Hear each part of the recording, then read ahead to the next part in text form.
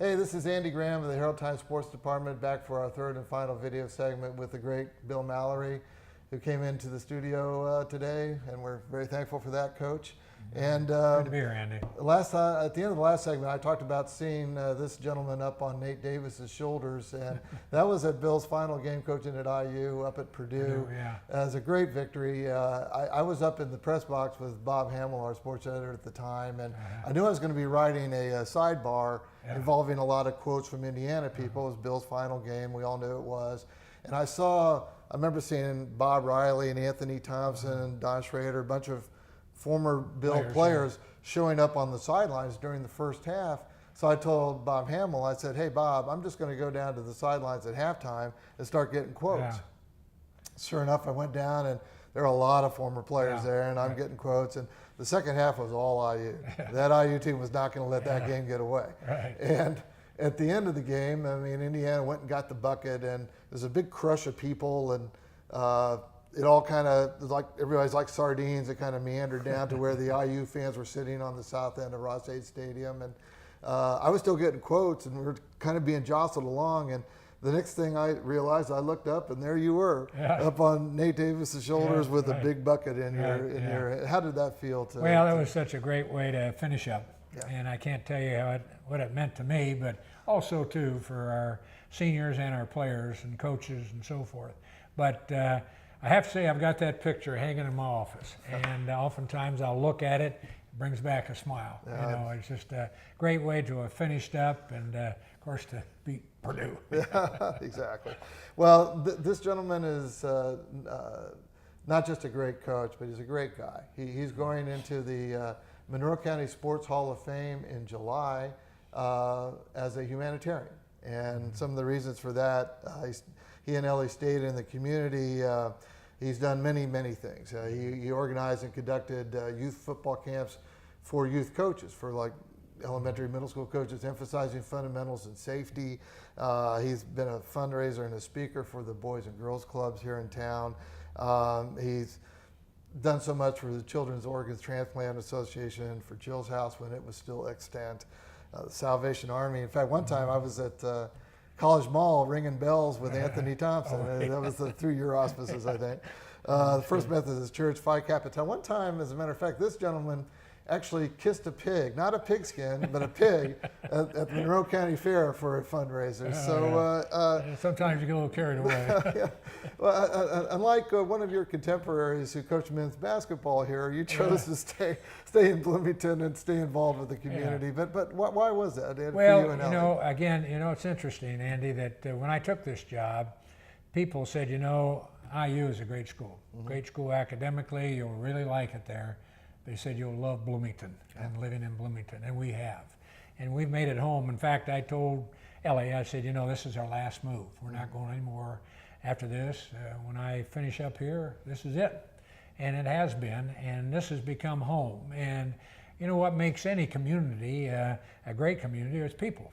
And there are just a lot of quality people here. We've got a great friends, but just, people in general. I mean, just a very friendly community, and just a real joy to be here and be a part of it. And if anything that we can do to help and contribute, Ellie and I are certainly anxious to do so, and that's exactly what we've done. But this is home, and we've been very blessed to have been able to come here and live. Yeah, there are worse places to end up, for sure. Well, but that's one of the reasons I think a lot of IU people revere you, is because you're a very loyal guy, and you have continued to contribute not just to the community but to IU and to IU athletics, and I think a lot of people really respect that. Yeah, well, again, when you have a passion for something, you want to do anything you can in your own way, small way, to help and contribute. So it's exactly, and I include Ellie very strongly because she's into it too. I mean, she's as focused as I try to be, and so we just want to do anything we can to be of help. Well, one of the positive things I imagine in terms of having stayed in Bloomington is that you guys have been able to have several bowl team reunions and other team reunions where other, your players and your assistant coaches get to come back to Bloomington and join you. So what's that been like over there? It's great. Anytime people ask me, what do you miss? And players, Yeah. you know, and my coaches too. But I include them in with players. And any time that we can ever get together and reunion, or just, I've got one young man who in fact walked on for me, Mark Rogers. I'm going to have lunch with him next week at the Uptown. You know, anytime I can connect up with him, you know, I'm anxious to do so, because it's just fun to share time with them, and particularly to see what they're doing and get updated on they and their families and so forth. So it's always nice to connect up. Not to put you on the spot, but is there any one particular memory that surfaces from any of those reunions that was particularly meaningful? Somebody being able to come back maybe, or something like that? Well, that's a good question.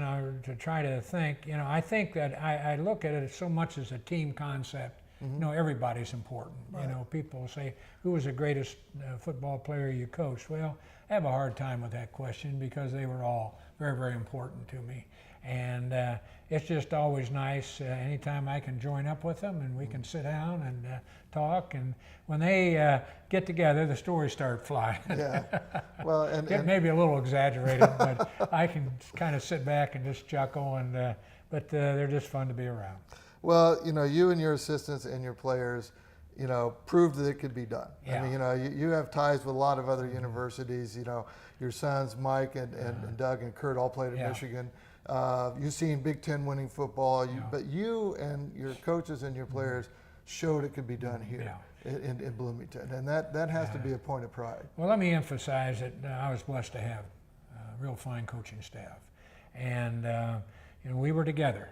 Doesn't mean that we always agree, but when we got ready and focused on the game, we were together. Right. And we had our discussions and what we felt was important in putting together our game plan or anything that we were doing that pertained to the program. But I was blessed to have just a fine group of coaches, but also Ellie did a great job with the Ys. We were a family, and the kids all, you know, were well connected there.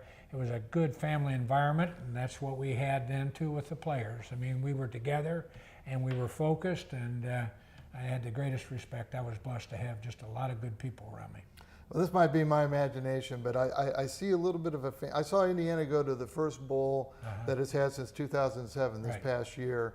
Won 6 games, could have won more maybe. Right. Well, but maybe since the first time since I saw your teams, I see IU being more competitive at the line of scrimmage, a little tougher, and a little bit more of that family thing. Is that my imagination, or do you see some of that? Yeah, no question. I think that you can just see them maturing all the time, and it was great that they got to a bowl. Yeah. I never went to a bad bowl. You know, they were always, always darn good.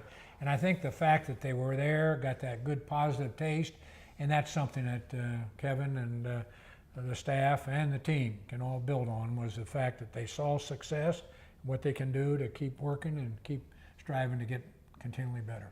Can Indiana win in football? Yes, it can. Sure This can. man is living proof. We really appreciate you coming in, Bill. It's been a real pleasure, as always, to talk with you. Thanks for having me, Andy. Thanks very Appreciate it. much.